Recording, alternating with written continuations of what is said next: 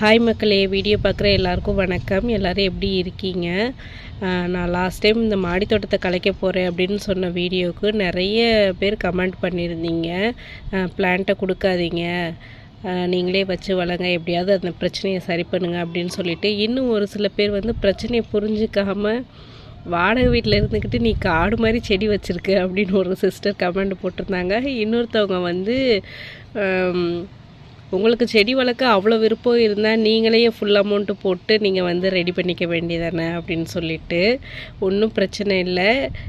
ஒவ்வொருத்தவங்களுக்கும் ஒவ்வொரு புரிதல். அப்படி தான் நான் இந்த கமெண்ட்டுகளை வந்து நான் பார்க்குறேன். நம்ம வீடு வந்து நிறைய பேர் வாடகை வீடான்னு கேட்டிருந்தீங்க. இது வாடகை வீடு கிடையாது, இது வந்து அப்பார்ட்மெண்ட் மாதிரி. 4 வீடு இருக்குது. 4 வீட்டில் 2 வீட்டுக்கு நாங்கள் ஓனர், மிச்சம் 2 வீட்டுக்கு வேறு வேறு ஓனர், மொத்தம் 3 ஓனர். ஆனால் மாடிக்கு யாருமே வரமாட்டாங்க. மாடியை வந்து நாங்கள் தான் வந்து புழங்குறோம். நான் செடி வச்சுருக்கனால நான் தான் மாடிக்கு வருவேன் போவேன். கிரவுண்ட் ஃப்ளோர்காரவங்க கீழே கார் பார்க்கிங் யூஸ் பண்ணிப்பாங்க. ஃபஸ்ட் ஃப்ளோர்காரவங்களுக்கு பால்கனி இருக்கா, துணி காய போடுறது, வெளி வேலை எல்லாத்துக்குமே வந்து அவங்கவுங்க ஏறி இறங்க சிரமப்பட்டுக்கிட்டு இருக்கிற இடத்துல வந்து யூஸ் பண்ணிக்கிறோன்னு வைங்களேன். அவ்வளோதான், மற்றபடி ஒன்றும் கிடையாது. ஆனால் செலவுன்னு பார்த்திங்கன்னா எந்த செலவுனாலும் ஈக்குவல் ஷேர் தான். யாருமே நான் இங்கே யூஸ் பண்ணுறேன், நான் தான் காசு போட்டுப்பேன், நீ போட வேணாம் அப்படின்னு நீங்கள் யாருமே சொல்ல மாட்டாங்க. இப்போ கார் பார்க்கிங்கில் ஏதாவது பிரச்சனை வந்தாலுமே ஈக்குவல் ஷேர்னால் எங்களுக்கும் ஈக்குவல் ஷேர் தான். நாங்கள் கீழே யூஸ் பண்ண மாட்டோம், பார்க்கிங் யூஸ் பண்ண மாட்டோம், நாங்கள் தரமாட்டோன்னு சொல்ல முடியாது. நம்ம மாடியில் பிரச்சனை வந்தாலுமே நீங்கள் தானே யூஸ் பண்ணுறீங்க, நாங்கள் தரமாட்டோன்னு அவங்களும் சொல்ல முடியாது, சொல்லவும் மாட்டாங்க. ஆனால் என்ன, அதை ஒரு காரணமாக சொல்லுவாங்க. அப்படின்றனால என் ஹஸ்பண்ட் எல்லா செடியும் எடுக்க சொன்னாங்க. இவ்வளோதான் விஷயம், வேறு ஒன்றும் கிடையாது. ஆனால் இப்போவும் நானும் என் ஹஸ்பண்டும் சேர்ந்து பேசி என்ன சொல்லியிருக்காங்கன்னா, நீ ஃபுல்லாகவே மாடி ஃபுல்லாகவே நம்ம பிளான்ட்டு வைக்க வேண்டாம், இந்த side rain lily, table rose மட்டும் வேணால் நீ வச்சுக்கோ, மற்ற எல்லாத்தையும் எடுத்துக்கோ அப்படின்னு சொல்லிட்டாங்க. சரின்னு நானும் அதுக்கு வந்து ஓகே சொல்லியிருக்கேன்.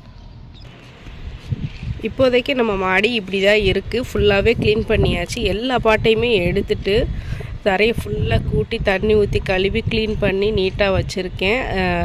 கண்டிஷன் சொல்லியிருக்காங்க என்னென்னா, இப்போ காட்டிகிட்ருக்க இந்த டேபிள் ரோஸு சைடும் இந்த ரெயின் லில்லி சைடு, இது 2 மட்டும்தான் நீ வந்து யூஸ் பண்ணணும். அதாவது மாடியோட இந்த போர்ஷன் மட்டும். இதுலேயுமே நீ வந்து வெட்டி தொட்டி வைக்கக்கூடாது, தள்ளி தள்ளி தான் வைக்கணும், அடிக்கடி க்ளீன் பண்ணணும், தண்ணி தேங்காமல் பார்த்துக்கணும் அப்படின்னு சொல்லிட்டு நிறைய கண்டிஷன் சொல்லியிருக்காங்க. சரின்னு நான் வந்து அதுக்கு வந்து ஓகே சொல்லியிருக்கேன். மற்றபடி அந்த சைடு இருந்த எல்லாத்தையுமே நாங்கள் எடுத்துட்டோம். நான் வீடியோவில் அடுத்து காட்டுறேன் பாருங்கள். இந்த சைடு வச்சுருந்தேன்னே ஒரு பெரிய ஃப்ரிட்ஜு, அதை வந்து ஃபுல்லாகவே மண்ணை எடுத்தாச்சு. மண்ணை எடுத்துட்டு பாதி மண்ணை இதில் கொட்டியிருக்கோம், பாதி மண்ணை வந்து இந்த ஒரு 4-5 வாளியில் எடுத்து வச்சுருக்கோம். அந்த கிடக்கு பாருங்கள், ஃப்ரிட்ஜு குந்தாங்குதிரையாக கிடக்கு. மாடி கொஞ்சம் அப்படி கிடக்கு, ஏன்னா மாடியில் இன்னும் கொஞ்சம் வேலை நடந்துகிட்டே இருக்கிறனால பசங்களும் மாடியில் தான் நிறைய விளையாடிட்டு இருக்காங்க, அதை கொஞ்சம் கண்டுக்காதீங்க. இன்னொரு ட்ரம்மு வந்து கேட்டிருக்கோம். அந்த ட்ரம்மு வரவும் இந்த ஃப்ரிட்ஜில் உள்ள மண்ணையுமே வந்து கீழே கொட்டி இந்த ஃப்ரிட்ஜையுமே எடுத்துருவோம். இந்த இடத்துல மட்டும் ஒரு ட்ரம்மை வச்சுட்டு மற்ற எல்லாத்தையுமே, இந்த பக்கம் உள்ள எல்லாத்தையுமே, அதெல்லாமே வேஸ்ட்டு தான். இப்போ மழை பெஞ்சு அதுவாக துளிர் விட்டுட்டுருக்கு. மற்றபடி நான் தண்ணியும் ஊற்றுறது கிடையாது, எல்லாத்தையுமே வந்து எடுத்தாச்சு. இந்த பக்கம் எவ்வளோ பார்ட்ஸ் இருந்துச்சு பாருங்கள். இந்த சரக்குன்றை மரம் தவிர மற்றது எல்லாத்தையும் எடுக்க போகிறேன். ஆல்மோஸ்ட் இந்த பக்கம் எல்லாத்தையுமே எடுத்தாச்சு. இந்த இடத்த வந்து போன வாரம் தான் க்ளீன் பண்ணோம். க்ளீன் பண்ண அன்னைக்கே வந்து மழை பார்த்துக்கோங்க. நல்ல மழையில் கொஞ்சம் மொட்டெல்லாம் விட்டுருந்துச்சு, ரெயின் லில்லி மொட்டை. அப்படி இருந்துமே நான் இந்த சைட்லேருந்து நிறைய பார்ட்ஸ் வந்து எடுத்துகிட்டே பார்த்துக்கோங்க. சின்ன தொட்டிகளில் வச்சுருப்போம் இல்லையா, இந்த இருக்குது பாருங்கள். இதில் இருக்க எல்லா பார்ட்ஸ்லேயுமே வந்து பல்பு இருக்குது, எல்லாத்துலேயுமே பல்பு இருக்குது. இது எல்லாத்தையுமே நான் வந்து எடுத்து கொஞ்சம் மாற்றி வைக்கணும். இந்த போன வாரம் பெஞ்ச மழையில் நமக்கு வந்து எவ்வளோ அழகாக பூக்கள் கொடுத்துருப்பாருங்க. மல்டி ஆரஞ்சு 2, இது பாருங்கள் மூந்திரா. இது வந்து ஈவினிங் டைம் ஆயிடுச்சு, பூ கொஞ்சம் வாடுதல் மாதிரி ஆயிடுச்சு. ரராரி வந்து நேற்று பூத்தது. இது பாருங்கள் எல்லோ லைன்.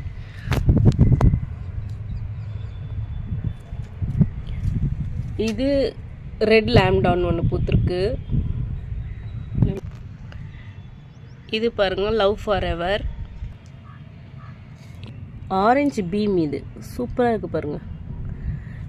இது பாருங்கள் மிஸ் ஆலிவ் அந்த பக்கம் ஒன்று பூத்துருக்கு. இது ரெட் கிஸ் சரியாக பூக்கலை, அதாவது அந்த பெட்டல்ஸில் வந்து கொஞ்சம் சேஞ்ச் ஆகிருக்கு. அப்புறம் இங்கே பார்த்தீங்கன்னா சாண்ட்கர்லஸ் ஒன்று பூத்துருக்கு, ஸ்லீப்பிங் லேடி, க்ரீமி 2 பூத்துருக்கு. இங்கே ஒன்று, இது ஒன்று பூத்துருக்கு, இது பர்ஃபெக்டாக பூக்கலை. மிஸ் ஆலிவ் இங்கே ஒன்று பூத்துருக்கு பாருங்கள், இன்னும் மொட்டு கூட இருக்குது. இது லுஹானிங் ஒன்று பூத்துருக்கு, 2 பூ பூத்துருக்கு. லுஹானிங்லேயே இது வந்து 2 பூத்துருக்கு. இது என்ன பூன்னு எனக்கு தெரியலை, பேரும் மிஸ் ஆகிட்டுருக்கு. தெரிஞ்சவங்க யாராவது இருந்தால் சொல்லுங்கள், இது என்ன பூன்னு எனக்கு சரியாக கண்டுபிடிக்க தெரியல. இதோட பேர் வந்து ஹைடிகோ. ஹிமாலயன் ஒன்று பூத்துருக்கு, பக்கத்தில் இன்னொரு மொட்டு கூட இருக்குது. அப்புறம் இது பாருங்கள் ஆர்கிட் ஒன்று பூத்துருக்கு. இது ஸ்பார்க்லிங் கிளாஸ் ஃபேவரட் ஒன்று, 2 பூ பூத்துருக்கு. எவ்வளோ சூப்பராக இருக்குது பாருங்கள்.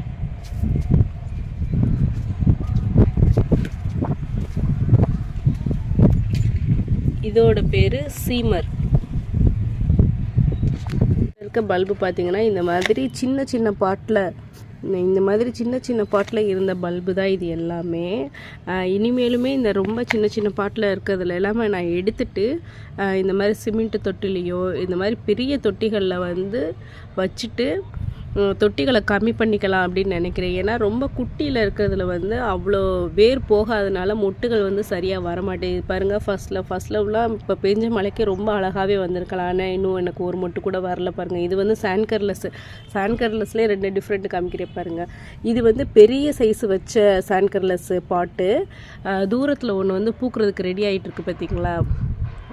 இது வந்து சின்ன சைஸு பல்பு வச்சது, ஆனால் அதில் மொட்டு வந்திருக்கு, இதில் மொட்டு வரல பாருங்கள். என்ன காரணம்னா வேர் சரியாக போகலை, அதுதான் காரணம். இந்த சின்ன சைஸ் பாட் வந்து ரெயின் லில்லிக்கு வந்து ஒத்து வராது, ஏன்னா அதோட வேர் வந்து ரொம்ப ஆழமாக போகுன்றனால எல்லாத்தையுமே எடுத்துட்டு இந்த பல்பு கூட இதை கூட நான் வந்து அந்த சைடில் ஒரு 4-5 தொட்டி இருக்குது, சிமெண்ட் தொட்டி, இந்த மாதிரி பெரிய தொட்டி, அதில் மாற்றி வச்சுட்டு இந்த சின்ன தொட்டிகள் எல்லாம் வந்து நான் எடுத்துகிட்டு போகிறேன். உங்கள்கிட்ட ரெயின் லில்லி இருந்தாலும் ரொம்ப சின்ன சைஸ் பாட்டில் வைக்காதீங்க. ஒரு பல்பு ஒரு தடவை பூக்கிறதுக்கு வந்து அது வந்து கரெக்டாக இருக்கும். தொடர்ந்து நம்ம ரொம்ப வருஷம் ஒரு 2-3 வருஷம் வச்சுட்டே இருக்கோன்னா அது வந்து கண்டிப்பாக நம்ம ரீபாட் பண்ணுற மாதிரி தான் இருக்கும். ஏன்னா பூவே சரியாக பூக்காது. பெரிய பாட்டில் வைக்கிறதுக்கும் சின்ன பாட்டில் வைக்கிறதுக்கும் நல்ல டிஃப்ரென்ஸ் நான் வந்து பார்த்துட்டேன் பாருங்கள். இதில் எல்லாம் மொட்டே இல்லை பாருங்கள். ஆனால் நல்லா மழை பெஞ்சுது, 3 நாள் நல்ல மழை, பொறுமையாக நின்று நிதானமாக சூப்பராக பெஞ்சுது. பெரிய பாட்டில் உள்ளதில் தான் வந்து பூ வச்சுருக்கேன்.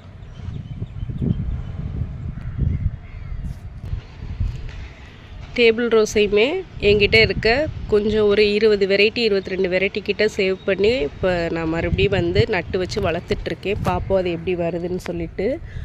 அவ்வளோதான் ஃப்ரெண்ட்ஸ், இந்த வீடியோ இதோட முடியுது. வீடியோ பிடிச்சிருந்தால் லைக் பண்ணுங்கள், அப்படியே நம்ம சேனலை சப்ஸ்கிரைப் பண்ணி வச்சுக்கோங்க. தேங்க்யூ.